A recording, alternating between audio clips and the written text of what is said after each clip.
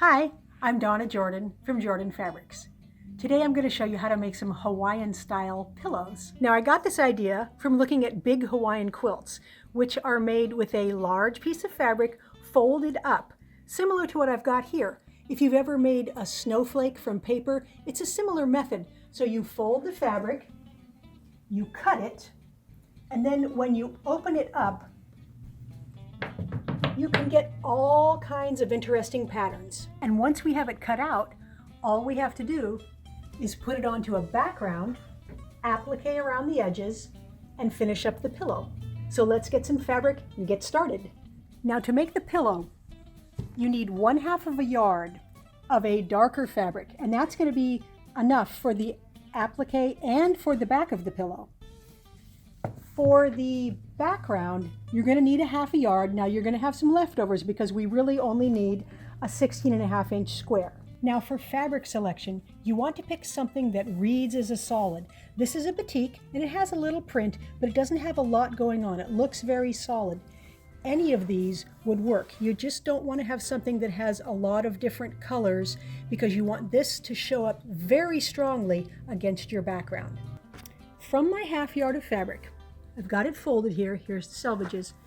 I'm going to want to cut a 15-inch piece from the middle of it. So I'm going to line this up on a line here and measure over 7.5 inches.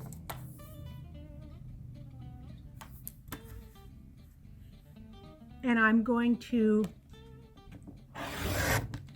use this part for my applique, and these two parts with the selvages we will put aside and use for the pillow back. Now I'm just going to open this up and cut it 15 inches square. Now let's take this right to the ironing board, and I'm going to fold it in half, and I'm going to iron it so that it will stay nice and flat. Then I'm going to fold it in half again this way. And then I'm going to fold it one more time along the diagonal, and I'm going to iron it one more time. I'm going to use a little steam because I want it to lay really flat, so when we draw our shape on here, it'll be easy to draw and easy to cut. Now I'm going to use this template to draw onto my folded fabric. Now you can get this template along with all of the instructions for making the pillow on our website. It's a free pattern, and it'll be a link right below this video, the first link that says free pattern. So I'm going to cut around the edges here first.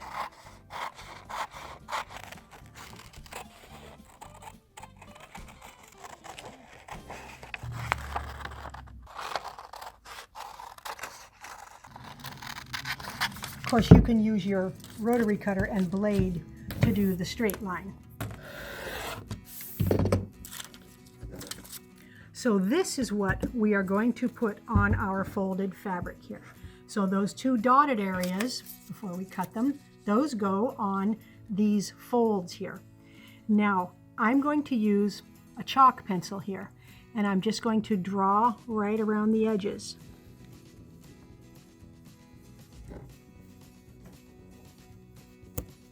So take a look, see if you can see all the lines. Yeah, that's very clear. Now you need a sharp pair of scissors. I'm using my nice sharp Kai scissors here because I'm cutting 8 layers worth of fabric. So just make sure you've got sharp scissors, and then be brave and just start cutting. It takes a little bit of practice, so I'm kind of holding onto the fabric as I make those turns. I'm holding with this hand and I'm just trying to make a nice gentle curve.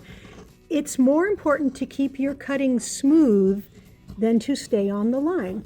Even if you go off the line, it doesn't really matter. You're still going to have a nice design that's very symmetric. It just won't be exactly the same as what you drew. No big deal. So just keep going around those corners, hold it tight, and just swivel the fabric as necessary.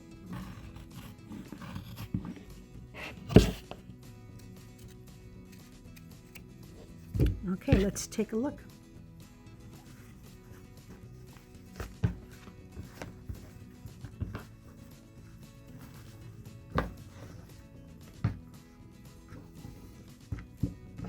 course, I'm going to iron this flat again before I applique it so it will lay nice and flat. That's lots of fun. Now remember, when you're cutting, it really doesn't matter if you go off the lines because you're cutting all 8 layers at the same time. So you can go freestyle and cut it however you like. It's still going to come out exactly symmetrical. So all of the edges are all going to look exactly the same. So feel free to go freestyle if you like. Now we want to make sure that when we put our applique on here, we have it nicely centered. And the easiest way to do that is to fold our background into quarters and then just give it a little bit of ironing. Really on the edges here is really enough, but that gives us a little bit of a line. So you can see that line right there. And that makes it real easy to center up the applique on the background. Once you have your applique nice and flat and smooth on your background, put a couple of pins in, probably 1 pin in each one of these large sections, and we are going to glue baste all of these shapes down onto the background.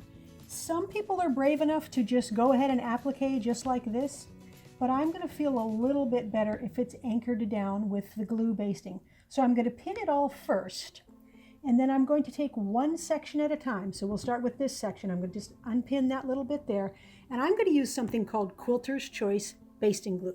You can also use Elmer's glue. There's a lot of different glues that will work here. So I'm going to make sure that I've got just a little bit coming out. So I want just a little coming out at a time. There we go. And I'm going to just fold this back, and I'm just going to go along the edges. It doesn't have to be all along the edge. You can use little dots if you like.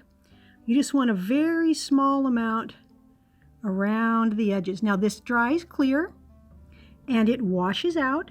So if you wash your pillows, all the glue is going to come out. And I just want to do a little bit around the edges so that when I applique, a lot of it, not all of it, but a lot of it will stay in place. So I'm just going to roll this back in place, and that glue basting will hold that really nicely while we stitch. Now I'm going to move on to another section. Take the pin out, roll it back. You can put your hand under here. You can put a piece of cloth so you know you're not getting the glue on that guy there.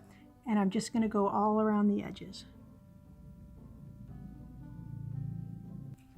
Now it's really important to make sure that the glue is completely dry. So you can leave this overnight, or you can iron it with a warm iron. Now if you're going to use your iron, you want to cover this up with a cloth in case some of the glue is around the edges or on the top, because you don't want that glue to get on your iron because it'll make it dirty. So just iron with a dry iron all over the applique so that all of that glue is completely dry before you start sewing. If the glue is not dry, it could get on your sewing machine needle. It could make your machine not work quite as well. So now we're ready to start sewing. So I got out my little Singer patchwork machine here because my big industrial machine, it doesn't have a zigzag stitch. It only goes forwards and backwards. But the little Singer here, it's got a variety of stitches. So I'm going to use a simple zigzag stitch. Now every machine will be a little bit different, but on my display here, the number 3 refers to this stitch here, which is the simplest zigzag.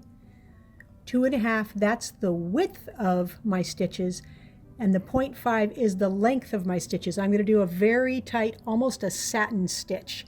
And I always do some practice stitching first to make sure that the stitch length, width, and selection are the ones that I want. Now there's a lot of different methods for appliquing pieces onto a background, but with the one we're doing, it's almost like we are putting a piece of fabric right on the background.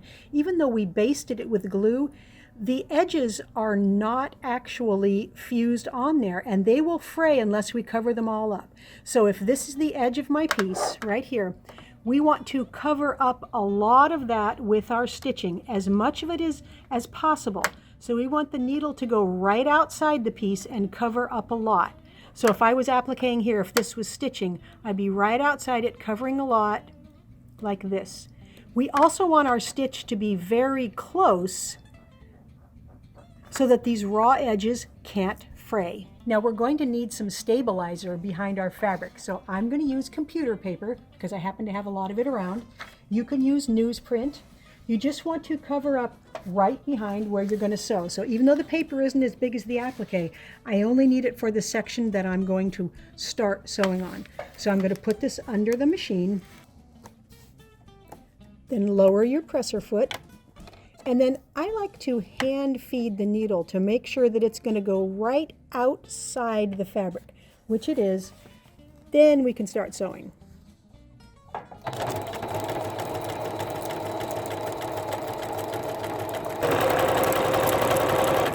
So you're going to want to keep swiveling, and sometimes you have to pivot by stopping, lifting the presser foot, and turning.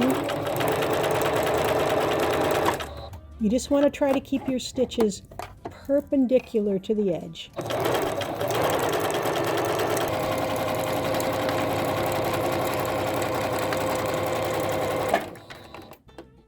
So now you can see this nice tight stitch, and all of the raw edges are very well covered. Nothing is going to fray and nothing is going to come up.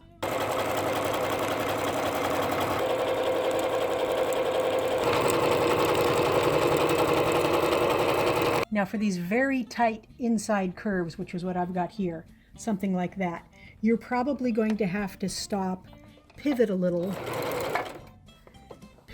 more, and if you have the option of making your needle stop down instead of up, that will help.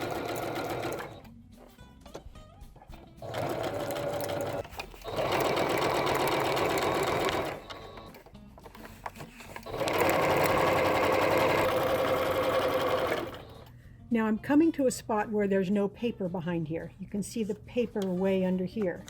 So all I'm going to do is get another piece of paper and stick it under here. It's okay if there's 2 layers in some spots. You just want to make sure there's paper everywhere, because that will keep your stitch nice and even and it will keep everything looking flat.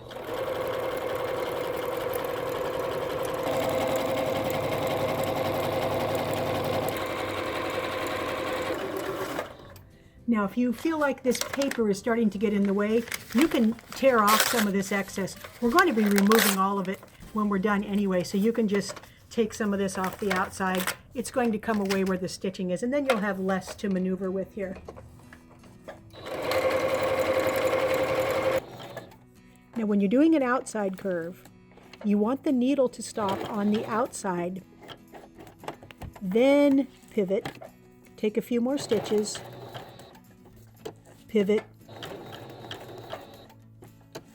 and that way you can get around that curve easily, and all of the raw edges will be covered nicely. Now when you're on an inside curve, it's exactly the opposite. You want that needle to stop on the inside, then pivot a little. So if it goes to the outside, hand wheel it to the inside, pivot, pivot,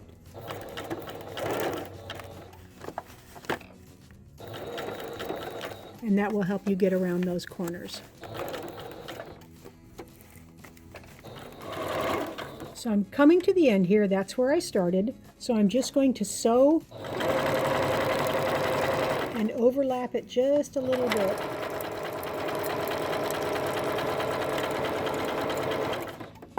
All right.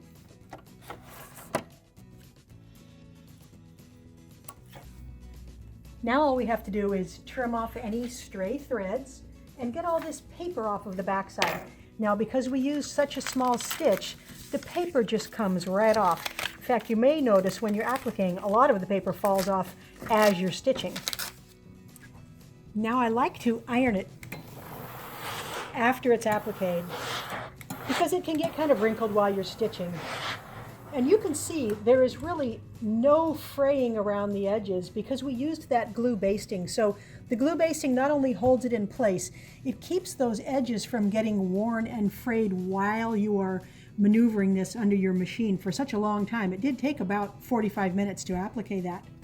Before I finish the pillow, I wanted to show you how fun these are when you make a whole lot of them. So I'm going to make separate pillows, but look how nice that would look if you put them all into a table runner. You could put sashing between them or not. You could also make a whole lot of them and make a whole quilt.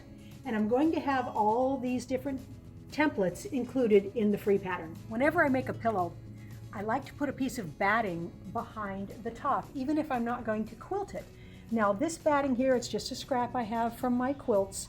It's the 80% cotton, 20% polyester, and I'm just going to pin around the edges here and then edge stitch. I'm sewing 1/4 inch from the raw edge all the way around.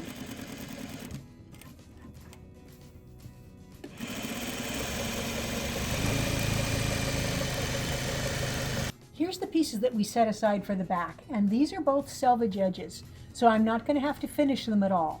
I'm going to take this one piece here and fold back about 3 or 4 inches, and I'm going to put this a little bit beyond halfway.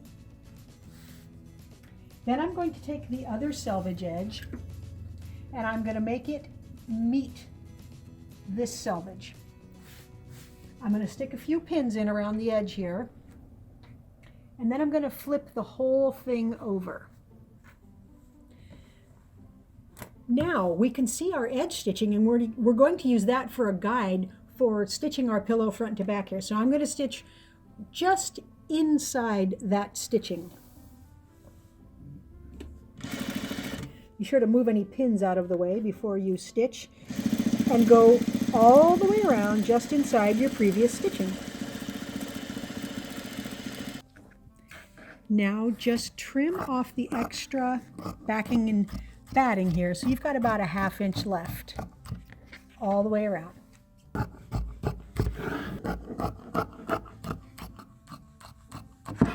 I also like to cut a little bit of the extra in the corner here off.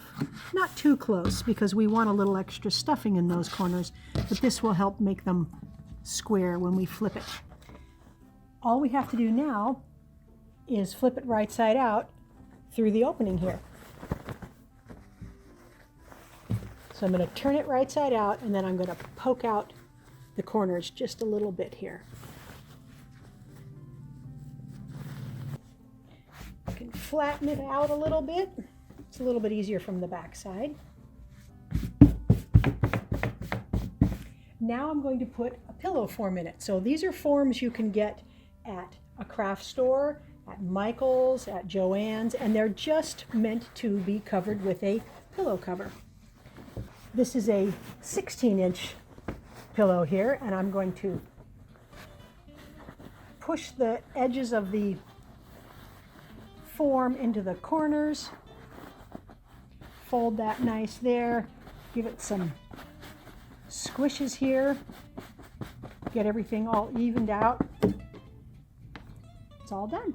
So this is a real easy project if you want to try out applique. It makes a nice gift. You can use them on a couch, you can use them on your patio, and they're completely washable. The cover can be taken off. You just take the pillow out of the inside, wash the cover, because we used the glue basting, which will wash out, but the stitching won't come out at all. It's very, very durable and lots of fun.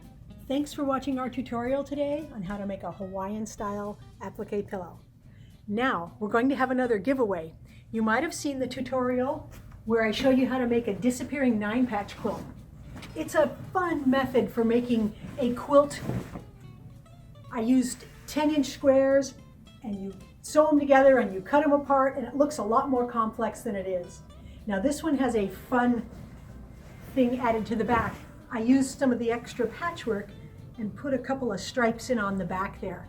It's all batiks, nice warm colors with the gray added, and it's real easy to enter the giveaway.